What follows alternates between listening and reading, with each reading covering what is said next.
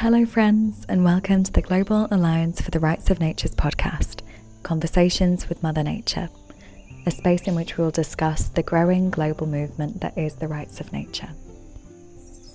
Today we have a thought-provoking conversation in store for you.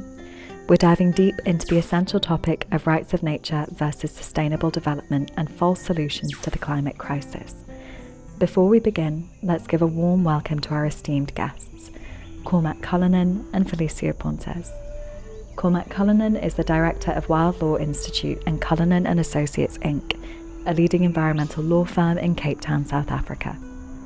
He's drafted environmental laws, policies and strategies and advised on institutional reforms in more than 20 countries. Cormac's groundbreaking book, Law Saves, a manifesto for earth justice, developed the approach to earth jurisprudence and helped inspire the growing global rights of nature movement. Cormac led the drafting of the Universal Declaration of the Rights of Mother Earth and was one of the founders of the Global Alliance for the Rights of Nature. He is currently a member of its executive committee. Felicio Pontes is a Brazilian prosecutor. He holds a law degree from the Federal University of Para and a master's degree in state theory and constitutional law from the Pontifical Catholic University of Rio de Janeiro. He began his career as a lawyer, pursued his master's degree, and then became a law professor at the University of Amazonia. As a public prosecutor, he's always dealt with issues related to collective protection, especially the defense of traditional peoples and communities in the Amazon. He's the author of several legal articles in scientific journals and books. Welcome, Felicio and Cormac. It's truly an honour to have you join us here today. Thank you. It's a pleasure to be on this podcast. So when I started off as an environmental lawyer, I believed in sustainable development. But as I've gone on in life, I've lost faith in it because sustainable development, I think, has become about sustaining development. And what's worse is that the development that we're talking about is not human development. It's not developing oneself as a human being, becoming better educated, having a better quality of life, etc. The development has become about increasing the size of the economy. In other words, gross domestic product or GDP growth. So sustainable development, I think, has really been about making sure that the current system is sustained, and then as an afterthought almost, trying to reduce harm to the environment. And it holds out the false promise that we can achieve the sustainable development goals without changing the system. In other words, this whole system is oriented towards economic growth, and we have these sustainable development goals which make people think incorrectly that they are attainable without changing the system, and I think that that's wrong. Felicio, I don't know what your experience with sustainable development is. Yes, Cormac, I agree with you, and I'd like to add another thing that I think it is important in this moment. I work as a kind of a district attorney here in Brazil, and in one of my duties is to defend the environment in a court, in a tribunal. So what I can say from my experience here in Brazil is that the principle we can hear we say that sustainable development it's a kind of a kind of a rule that is not enough to stop this kind of a suicide that we are in this moment. So I think that we need more than that. I work as a lawyer, so I can say that it's not enough. For example, if you have a big project like a dam, like for example Belo Monte, one of that we could see come here together the effects of this huge dam in the Amazon region, and what we can I think that the most important thing that we can say about that is that we have used all the environmental rights, and it is not enough to stop this kind of consequences, hard and difficult consequences for the people who lives in the Xingu River, for example.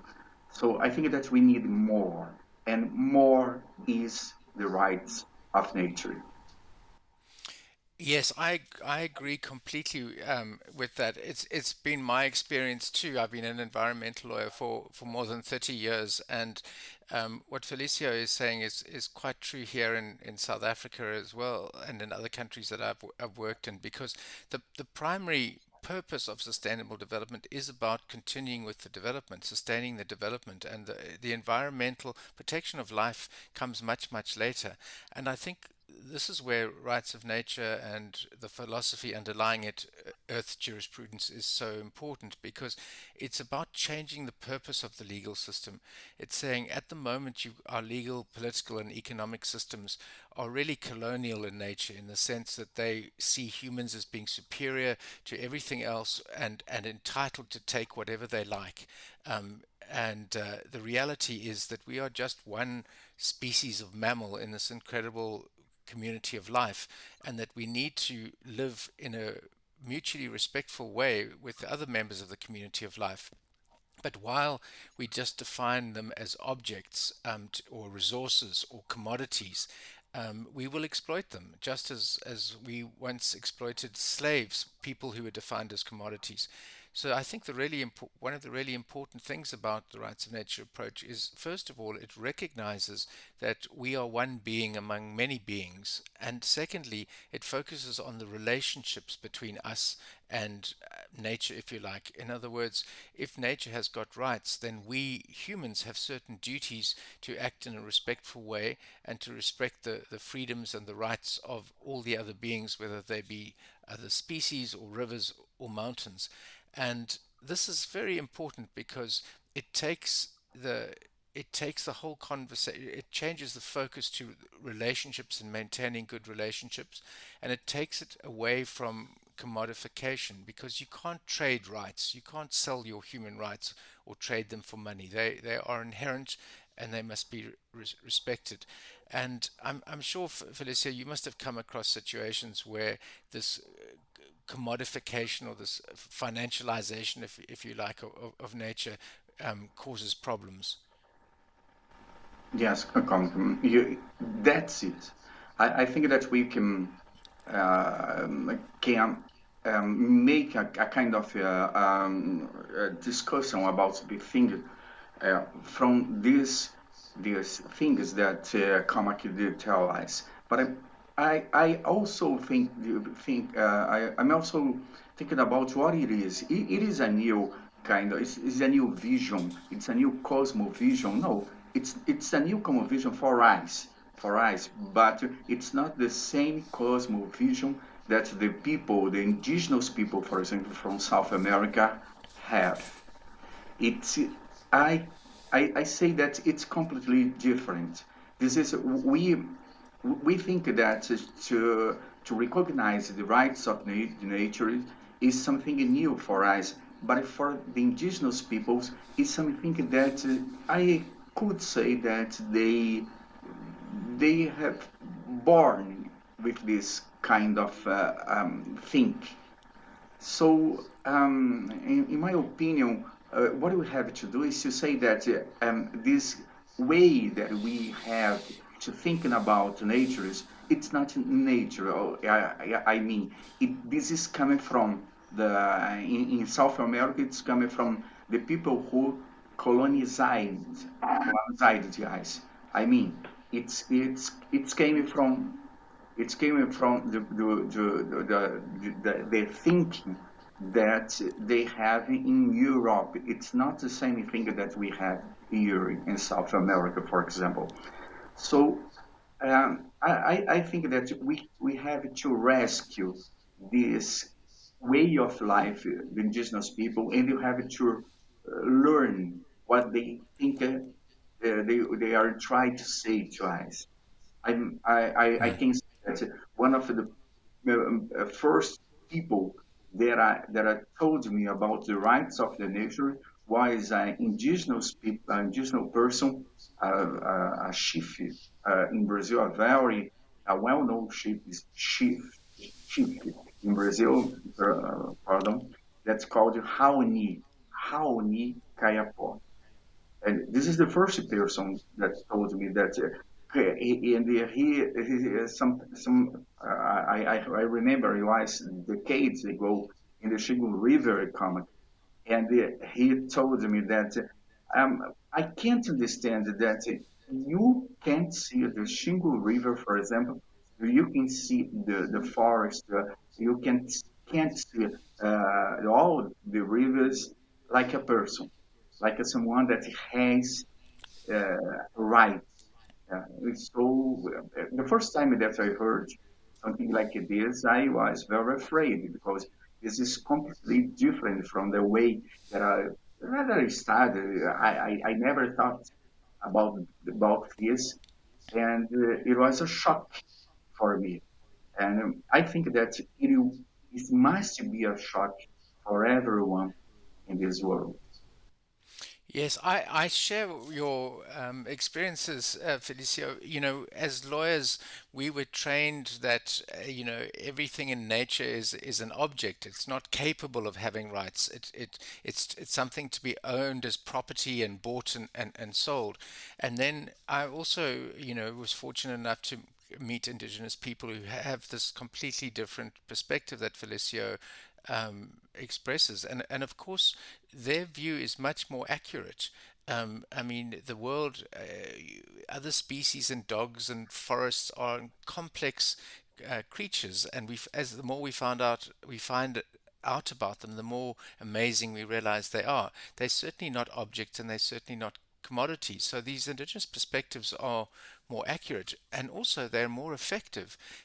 I mean, if you look at the world, although there's so few indigenous people, indigenous communities left, they're looking after something like 80% of the biodiversity. The areas in which they live, they have remained largely intact. The ecosystems have been modified, but they're intact.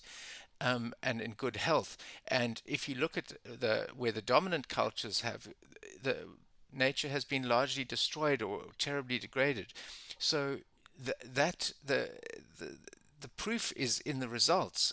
Sustainable development has been around for a long time, and it hasn't stopped the destruction. The destruction has accelerated, and so to me it seems obvious that if the dominant cultures are very bad at protecting the systems that support all life on the planet, we ought to look at those cultures that are better at it, at the indigenous cultures, and learn from them. And that's why I think the rights of nature approach is also important, because it's consistent with those worldviews. The indigenous people may not use the words rights, etc., but the central ideas and concepts, as Felicio has outlined, are very ancient, and they are found not only in Latin America and Africa. Everywhere you find indigenous people. They'll use different words, but the thinking is the same. Yes, it's the same, Cormac. You're right. I was thinking about that it is this kind of thinking. I mean how the way that we treat the natures. It's coming from us. I think from a French writer called René Descartes. René Descartes. For me, this is something very important because he said that men have to submit the nature to all things that we want to do, and we are a kind of owner of the natures. He said dominus in Latin. So I think that this is the beginning. We have to change this because if we are the dominus, if you are the owner of the nature, we can make all that we want to do with the nature. We cannot consider the nature at this at in a different relationship. I think that we have no relationship with the nature because they said that all nature it's a machine. It's a machine. Well, if it's a machine, if there is no So if there are no sentiments, if there is nothing, we can treat it as an object. So this is the thinking. This is the theory that came from us, from the people who for us who came with the Portuguese, the people who colonized Brazil. So, this is not the same thing that the people who live is here, the autochthony people, thinking about that. It's completely different. So now we know that this kind, what René Descartes said was false. It's not. We have to change this. The problem is, I think, our challenge is that at we have 3 centuries of this kind of thinking in our society. So the challenge is, how can I change this? How can I change this way of thinking? I think that we have a lot of answers about this, and they all are important. For example, in education, we have to do something like this. In our tribunal, Cormac, what you have, we have to do this, and I think that one of the things that we must be like lawyers is to write about this. It's important that the judges, it's very important that the person who are studying law at this moment in all kind of this world could could at least could read something like this, because we didn't have this opportunity when we was at the university comic. Don't you agree? Yes, I agree completely. And one of the interesting things is that this mechanistic view of the universe that you describe, seeing the universe, believing that it's a machine and that only humans have got souls and the rest is just machinery. I mean, that was an idea from the Age of Enlightenment in 16th, 17th century in Europe, and then it was exported everywhere. But that way of thinking has been discredited and abandoned by science a long time ago. Ecologists, I mean, no, you won't find any scientists or ecologists who think that the world is machinery. But it's lived on in the law, because the law still makes that distinction. People and groups of people, like companies, are subjects who have rights, and all the rest of nature is objects with no rights, which would have been fine if it was machinery you were talking about. So you have this ridiculous situation where, you know, we these theories have been completely discredited, but the legal system is still based on them. And we desperately need to update our legal and economic systems to reflect the reality of what we now know about Earth and what indigenous people have always known about Earth, that we are incredibly fortunate to be members of this most beautiful, complex community of life we've been able to discover so far in the entire universe. And the most precious thing is to look after that community as a whole and to enable it to flourish. Because if it flourishes, then we will do well as well. We are like cells in a great body. If the body is healthy, we will do well. But the idea that we should destroy the body and replace it with money is a dangerous delusion that could kill us. I mean, I don't know if you agree, Felicio. Yeah, of course, Cormac. This is the point. I think that we have a very big challenge in this moment, and but I don't know how to say how to do that. But I think that one of the things is to do what we are doing this moment. It's to talking about that.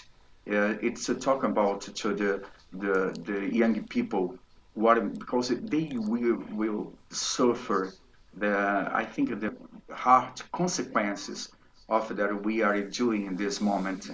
So I believe that we have to do something for the young people. We have to say that it is the things that the people from Europe at this 17th and 18th century did and say it's not correct. We have to change it, and we have to change it now. Because here in Brazil, for example, here, I am in the Amazon region in this moment, Cormac, and it's a very sad panorama. It's a very sad situation because the Amazon River is very. There is in some of communities there are no water in the Amazon River region. So it's something that we couldn't think about that one day we could see something like this here. It's very sad, and the people who live in the Amazon River, the riverine people, are suffering a lot with this kind of situation that they didn't do anything for this. And so I think that we have to talk about that. Because it's something that is urgent. We have to change now. That's what I I would like to say. I agree. I mean, it's all happening now. Who would have thought that you'd have water shortages in the Amazon? I mean, I was in Climate Week in New York recently. I just missed flooding in Brooklyn. I come back to Cape Town. There's flooding here. It's everywhere. It's crazy in the world. One of the things that does upset me is the false solutions that people are putting out, particularly the the idea that the way to solve this is more financialization, more trading, whether it's carbon credits or ecosystem credits or whatever, nature-based solutions. I mean, of course, nature has to be part of the solution, but now this concept has been changed into some kind of set of financial instruments. And, there was a politician once who said, if you're in a hole, if you're in trouble, the first thing to do is stop digging. Don't dig yourself in deeper. And it seems to me that that's exactly what people are trying to do. They're trying to increase the financialization, increase the commodification of nature, and yet those are exactly the approaches that got us into these problems in the first place. To me, the way forward is to recognize the reality that we live in a community of beings, and that we need to learn how to be good neighbors and respect them, not work out how best to sell them. Yes, I would say that we are part of the nature. We are not the owner Exactly. of the nature. I think this is the message that I'd like to say. I agree. I suppose I'd just like to say that, we've been pursuing sustainable development for many years, and it hasn't improved the situation. The situation is getting worse. And it's not that I'm against the sustainable development goals. Most of the sustainable development goals one would agree with. Everybody wants to get rid of poverty. All of these things are good things. But the problems which the sustainable development goals are trying to solve, those problems are created by the very system that is in place now. And so they are byproducts of the system. So the system is creating environmental destruction, it's creating more poverty, it's creating these things. So the idea that one can simply set goals and expect to achieve them without changing the system is completely misguided. And we've seen this with biodiversity. In 2010, at HE, they set biodiversity goals, which to be achieved by 2020, and not a single one was achieved. And the reason is because the system creates destruction of the wild. And unless you change that system and stop prioritizing money over life, you will not achieve those goals. I think that I can answer the questions about false solutions. Another thing that we have to emphasize say in this moment is about the CO2 capture, this kind of project. I think that this is one of the false solutions. And we have to say that because it's a challenge for us. A lot of indigenous people here are receiving this kind of a project like this will be the redemption of the problem, and it will not be. and we are going to see another COP in the next month, and I think the point this is will be for the rich countries one of the solution of this problem. They will say that this kind of a project will solve the problem, and you have to say no. And this is a challenge for us because a lot of NGO and the other and governments of the world thinking about this here, to capture CO2 is the solution. It's not the solution. You have to say that. I think that this is one of the challenges that we are going to face in the next months. Yes, I agree completely with Felicio. The problem is how we see nature and relate to nature. We see it as once we commodify nature, we are effectively we don't see the tree anymore. We don't see the animal. We just see the price, and then we deal with it as a number.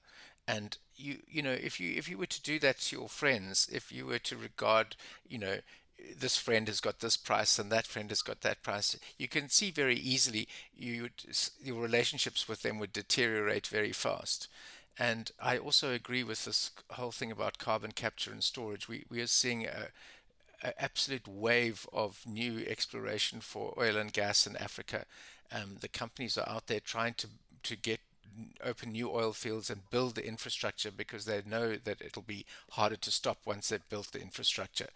And they say that it's okay because they'll capture the carbon and store it, but nobody knows how to do that economically. So it's a kind of a fairy tale, and when then they start talking about trading, carbon trading to become neutral, but carbon trading is just used as a way of as an excuse for not cutting your emissions. The polluting companies buy these credits so that they don't have to reduce their emissions. But reducing emissions is exactly what we have to do. And then, of course, you get people being driven off their land in the developing world because the forest is being taken as a carbon capture for carbon credits. So you get a negative situation on both ends of the equation. The pollution continues, and there's harm to indigenous people who've looked after their part of the world. So I agree with what Felicio is saying. This is a very dangerous delusion that will actually cause more harm. Cormac and Felicio, thank you for such an insightful conversation. To our listeners, thank you for joining us on this enlightening episode of Conversations with Mother Nature. We invite you to explore further and join us in our next episode, where we'll continue delving into the rights of nature movement. Until then, stay tuned and connected.